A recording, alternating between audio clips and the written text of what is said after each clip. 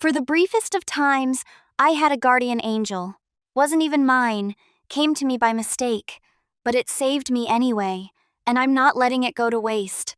The system's glitch. Chapter 1, the taillights. The red taillights of the SUV did more than just fade. They were swallowed. 1 second, they were 2 angry eyes glaring back at me, and the next, the darkness of the Alaskan highway simply closed its jaw around them. I stood on the gravel shoulder, the icy wind already biting through my thin denim jacket. My Converse sneakers were soaking up the slush, turning my toes into blocks of ice. It was silence like I had never heard before.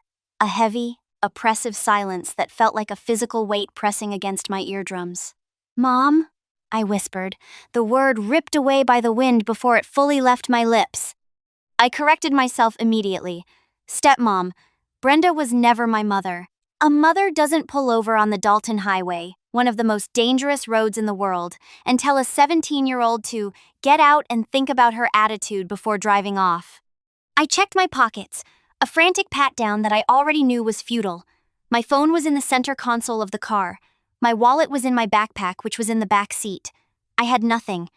Just the clothes on my back, a hair tie on my wrist, and a plastic water bottle I'd been clutching when she unlocked the doors and screamed at me to get out. "She's coming back," I said aloud, my voice trembling.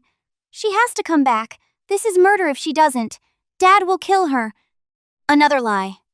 Dad would listen to her sob story about how I was uncontrollable and violent, and how she feared for her safety. He'd nod, rub his temples, and ask me why I couldn't just get along. 10 minutes passed, then 20. The cold had moved onto my bones. I started walking, just to keep the blood moving, but the darkness was absolute. There were no streetlights here. Just the looming shadows of spruce trees that looked like jagged teeth against the night sky. I was going to die here. I was 17 years old, and I was going to freeze to death because I didn't do the dishes fast enough. I sank to my knees, the gravel digging into my skin. Tears froze on my cheeks. I squeezed my eyes shut, curling into a ball, trying to preserve whatever heat I had left. My heart hammered against my ribs like a trapped bird. Ping! The sound was distinct, digital, crisp. It sounded like a notification from a high-end smartphone, but it came from everywhere and nowhere at once. I opened my eyes. Hovering directly in front of my face, cutting through the pitch-black Alaskan night, was a translucent blue screen. It bobbed gently in the air, glowing with a soft, comforting luminescence. System initialization, connecting to host, connection established. I scrambled backward, crab-walking across the gravel. What the? Am I hallucinating? Is this hypothermia? "Hello?" a voice spoke. It came from inside my head, yet it sounded distinct, like someone wearing headphones was speaking to me on a call. It was a young man's voice, bright, clear, and unmistakably nervous. "Can you hear me?" the voice asked again. "Testing 1, 2. Is this thing on?" I stared at the floating blue rectangle. I can hear you." The screen flashed green. "Audio sync complete. Oh, thank the engineer." The voice let out a sigh of relief that sounded startlingly human. "Hi. Okay, wow. This is happening. Hello, host.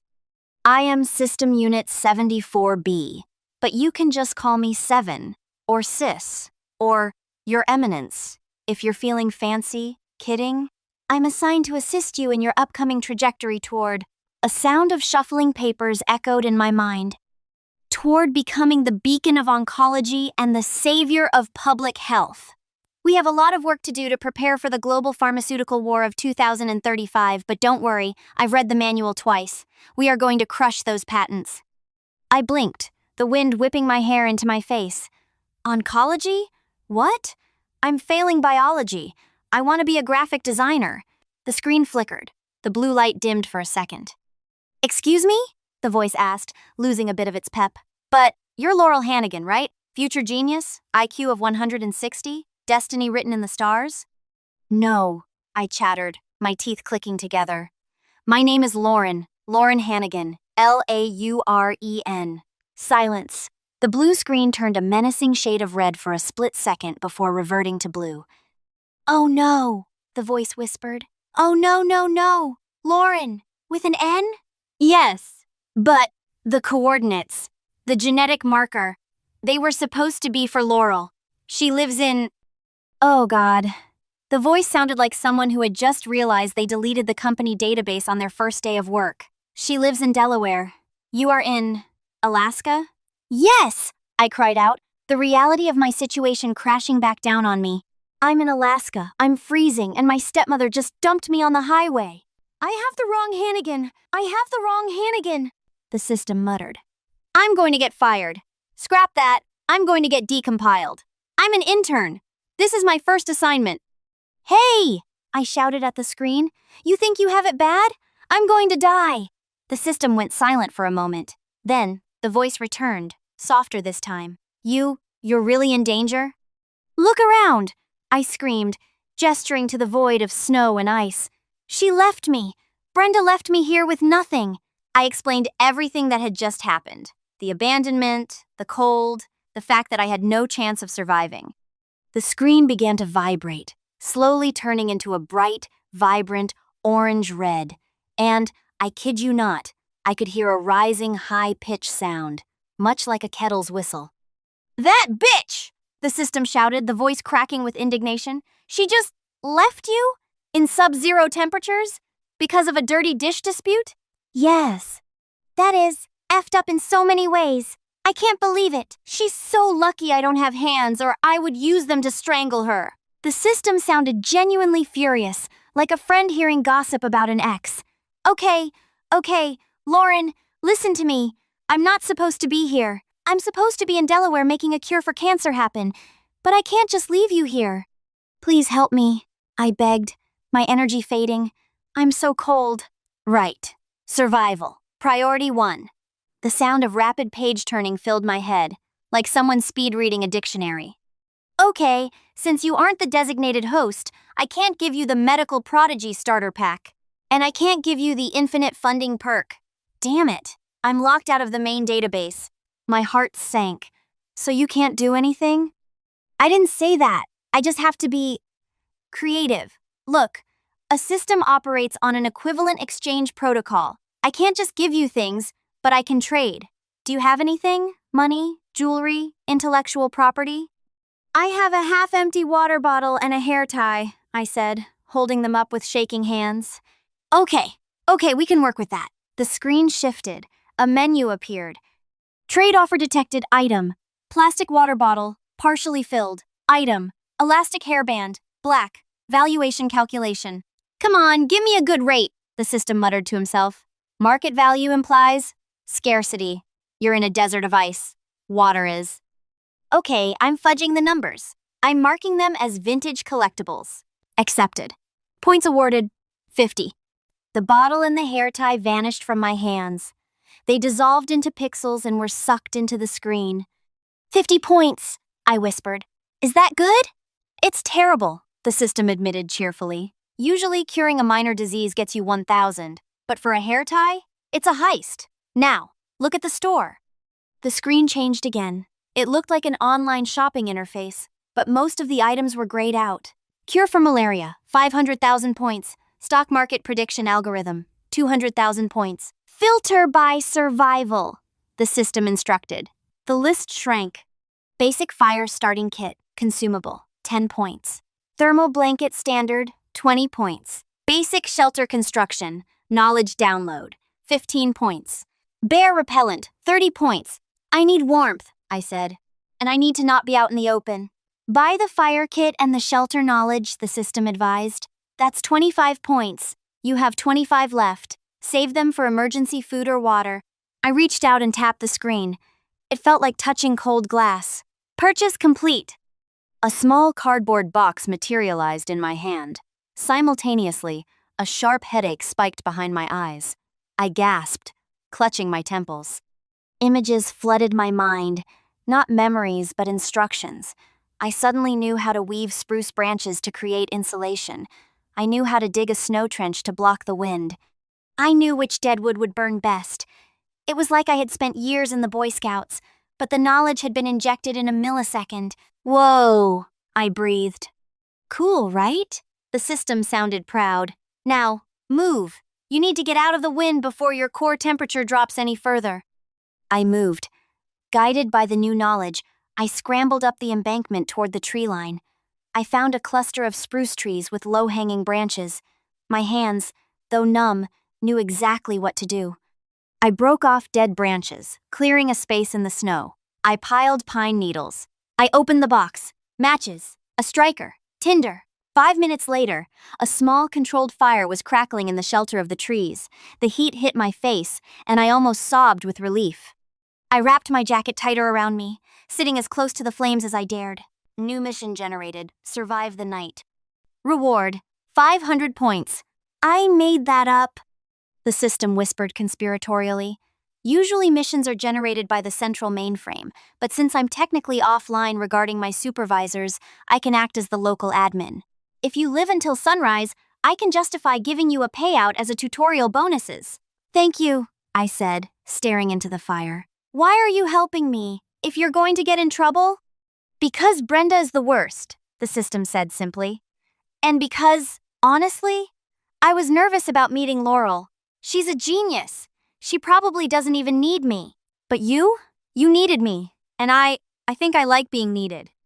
He paused. Also, if you die, my error log will show a fatality on my first day, and I'll never get promoted to the fantasy isekai department. I let out a weak, dry laugh. Well, let's get you that promotion. That's the spirit. Now, I'm going to read you some protocols to distract you from the crushing existential dread. Did you know that in Sector 4, systems are often shaped like cats? And he did. He talked. He chattered about the bureaucracy of AI, about the weird things other systems had to do, and about his dreams of one day managing a hero in a magical realm. His voice was the only thing anchoring me to the earth as the wind howled outside my makeshift cave. Eventually, exhaustion won, and I closed my eyes. Chapter 2. The morning after. I woke up to blinding whiteness. For a second, I thought I was dead. Then the smell of wood smoke and pine needles hit me, and the stiffness in my back reminded me I was very much alive and sleeping on the ground. System? I croaked. Silence. The forest was still. Panic flared in my chest. System? 7? Nothing. No blue screen, no voice. It was a hallucination, I whispered, sitting up. I went crazy. I'm alone. I looked at the ashes of the fire. The empty box of matches was there. It was real, but maybe he was gone. Maybe he reset. Good morning, sunshine. The blue screen popped into existence right in front of my nose, causing me to jump and bang my head on a low branch. Ow!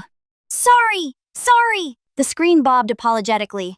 I had to pop over to Delaware real quick, just to ping the local tower so Central thinks I'm there. I introduced myself to Laurel while she was sleeping. Subliminal messaging. She thinks she had a dream about a magical tutor. It bought us some time. I rubbed my head, relief washing over me so strong it made me dizzy. You came back. I told you. We have a mission. Which reminds me, look. Mission complete. Survive the night. Reward, 500 points. 500, I said, grinning. We're rich. Moderately solvent, the system corrected. Okay, Lauren, we need a plan. We are in the middle of nowhere. You have no phone. Your stepmother, who, again, I cannot stress this enough, is a terrible person, is probably spinning a narrative right now about how you ran away. She will, I agreed, kicking snow over the embers of my fire. She'll tell my dad I jumped out of the car, and he'll believe her because it's easier than confronting her. Then we need to go on the offensive. But first, we need to get you to safety. Open the store. I tapped the air. The menu appeared. I need to know where I am, I said. Is there a map? Better. There's a skill called Internal Network Interface. It costs 300 points. It basically turns your brain into a 5G hotspot. You can surf the web, check maps, send emails, all via the screen.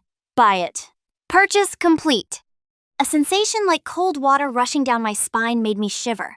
Suddenly, the blue screen changed. It was a browser window. A map overlay appeared in the corner of my vision. Location, Dalton Highway, mile marker 204. Nearest settlement, Wiseman, 15 miles south.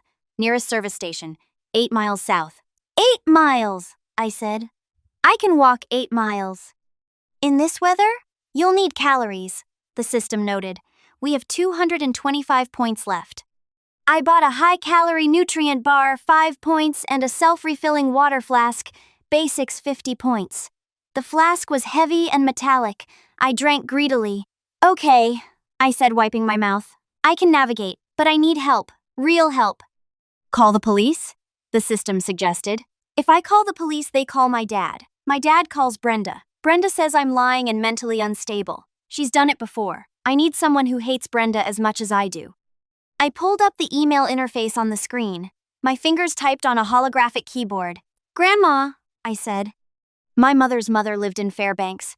We hadn't spoken in 3 years, not since Brenda convinced Dad that Grandma was a toxic influence who was poisoning me against their new family. I drafted the email. Subject: Brenda left me on the highway. Grandma, I'm at the Coldfoot Camp service station, or I will be in a few hours. Brenda dumped me at mile marker 204 last night. I have no phone. I'm coming to you. Don't tell Dad. Sent, the system confirmed. Now, we walk. And while we walk, let's talk about revenge. The word shimmered on the screen in gold letters. Revenge? It is the second most profitable protocol in the system manual, the system explained eagerly. We call it the face-slapping protocol. The more public the humiliation of the antagonist, the higher the point yield. I found a skill that is perfect for this. It's called replay. I looked at the grayed out icon. Replay, visual memory reconstruction. It allows you to take a memory and export it as a high-definition video file, the system said. You can edit angles, enhance audio, and stabilize the footage.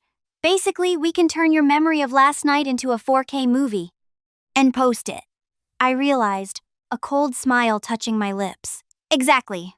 But it costs 1,000 points. We need to earn. How do I earn points? Missions. I'll generate them based on your physical exertion. Let's call this the walk of determination. I adjusted my jacket, took a bite of the nutrient bar, which tasted like chalk and sawdust, and started walking south. Chapter 3. The Milkshake and the Trucker. 8 miles in deep snow and slush is not a casual stroll. It's torture. But every mile a notification popped up. Milestone reached. 1 mile, plus 10 points. Milestone reached. Endurance check, plus 20 points. The system kept me entertained. He played music directly into my auditory cortex, mostly upbeat J-pop and 80s rock, which he claimed were optimal for protagonist morale. We argued about movies. I described the taste of chocolate to him, and he tried to explain what it felt like to be a stream of data. By the time the lights of the service station appeared in the twilight, my legs were jelly, but I had 450 points. The station was an oasis of greasy light and diesel fumes. I stumbled inside the attached diner. It was warm, gloriously, smellily warm. Sit anywhere, hun, a waitress yelled from behind the counter. I collapsed into a booth. I looked at the menu. I had no money. System? I can convert points to currency, he said. The exchange rate is predatory, but we have no choice. 50 points for $20. Do it. I felt a weight in my pocket. A $20 bill. When the waitress came, I ordered a burger, fries, and a strawberry milkshake. When it arrived, I thought I was going to cry. That looks fascinating, the system said. His voice sounded wistful. The viscosity, the pink hue. I paused, holding the cold glass. You want some? I don't have a mouth, Lauren. We traded the water bottle, I whispered. Can I sell it to you? For 0 points? Gift protocol? The system sounded surprised. That's highly irregular, but technically possible. The milkshake vanished. The waitress was looking the other way. For a moment, there was silence. Then, a sound exploded in my head. Oh, my processor. Good? It's cold, but sweet. It's creamy. It hurts my logic centers, but in a good way. Is this what joy tastes like? Lauren, this is incredible. Why haven't humans conquered the galaxy if they have this fuel? I laughed, actually laughed, covering my mouth to hide it. Glad you liked it. I am officially a milkshake enthusiast. I will work 10 times harder now. We need to get you another one. While I ate my burger, which I sadly could not share, the system highlighted a conversation happening 2 booths down. Scanning audio, he said. Target identified. Amanda Parker, 45 years old, long-haul trucker. Destination, Fairbanks. Current status, lost. I looked over. A woman with graying hair pulled back in a tight bun and arms like a weightlifter was arguing with a map on her phone. This stupid piece of junk, she grumbled. It keeps trying to route me through a frozen access road. I can fix that, the system said. I have the satellite data. Her destination is a warehouse district just 3 miles from your grandmother's house. I wiped my mouth and stood up. Wish me luck. I approached the woman. Excuse me? She looked up, eyes narrowing. Yeah? I couldn't help but overhear. You're heading to Fairbanks? My phone's dead, but I know these roads. The GPS always messes up near Coldfoot. You have to take the bypass. She looked me up and down. You look like you've been through a blender, kid. Where are your parents? Not in the picture right now, I said honestly. I need a ride to Fairbanks. I can navigate for you. And I know how to handle a truck. My uncle taught me. Lie, the system whispered. I can download the heavy vehicle maintenance and operations skill for 100 points, he added quickly. Deal, I thought. You know how to handle an 18-wheeler? Amanda looked skeptical. Try me. She stared at me for a long moment, then sighed. If you turn out to be a serial killer, I have a tire iron under my seat. If I were a serial killer, I'd be better dressed, I said. Amanda snorted. Fair point. Grab your stuff. We leave in 10. Chapter 4. The Road to Revenge. The ride to Fairbanks took 2 days due to a storm that closed the pass. For 2 days, I lived in the cab of Amanda's truck. The system was true to his word. I bought the truck skill, and when Amanda blew a tire on the ice, I was out there with the lug wrench before she could even put her coat on. I knew exactly where the jack points were. I knew the torque specs. Where the hell did you learn that? Amanda asked, watching me wrestle a massive tire into place. YouTube? I lied, breathless. Mission complete. Assist the driver. Reward, 150 points. We talked. Amanda told me about her ex-husband, her kids who were in college, and her life on the road. I told her a watered-down version of my story, that my stepmom kicked me out. I left out the system. Some people shouldn't be parents, Amanda said, gripping the wheel. You get to Fairbanks, you stick with your grandma. You need me to stomp this Brenda woman, you call me. I might take you up on that, I said. By the time we hit the city limits of Fairbanks, I had accumulated 1,200 points. The system had been generating conversation missions and navigation assist tasks non-stop. We have enough, the system announced. We can buy replay. I waited until Amanda dropped me off at a diner near my grandma's neighborhood. I thanked her, gave her a hug that surprised us both, and watched her drive away. Then, I sat on a bench and closed my eyes. Buy it. Purchase complete. Replay protocol. Okay, the system whispered. Accessing memory file. The abandonment. Initializing editor. It was like stepping into a movie theater inside my mind. I was back on the road. I could see the car. I could see Brenda's sneering face. Pan camera left, I thought. The view shifted. Enhance audio, the system added. You're ungrateful, Lauren. Maybe a night out here will teach you some respect. Brenda's voice was crystal clear. Brenda, it's 20 below. You can't leave me here. Watch me. Tell your father. I don't care. We edited. We cut. We stabilized the image so it looked like I had been recording with a high-end body cam hidden in my jacket. We added a timestamp. It's perfect, I said, watching the playback. It was damning. It was brutal. Now, the system said, his voice giddy with anticipation. We execute the viral spread algorithm. I'm going to blast this to your father's email, your grandmother, the local police department, the school board, and, Let's upload it to TikTok and Twitter with the hashtag badparenting and hashtag Dalton Highway. Do it. Uploading. I stood up and walked the last 3 blocks to my grandmother's house. My phone, which I didn't have, wasn't blowing up, but the world was about to. Chapter 5. Fallout. Grandma looked older, but her hug was just as fierce. She cried when she saw me. She fed me soup and put me in the guest room with a heated blanket. 2 hours later, the police arrived. Not for me. For the statement. They had seen the video. Everyone had seen the video. Within an hour, it had 2 million views. The internet was a mob, and Brenda was the target. My dad called Grandma's house phone. She put it on speaker. Lauren, put her on. This video. Tell him it's a fake. Tell him you edited it. He sounded frantic. Brenda is being arrested. There are news vans on our lawn. I can't do that, Dad, I said, my voice steady. Why not? She's family. She left me to die, I said, and you let her. I didn't know. You knew what she was. Grandma interrupted, her voice like steel. You just didn't want the hassle of admitting it. Don't call here again unless it's through a lawyer. She hung up. Mission complete. Revenge Protocol Level 1. Reward, 5,000 points.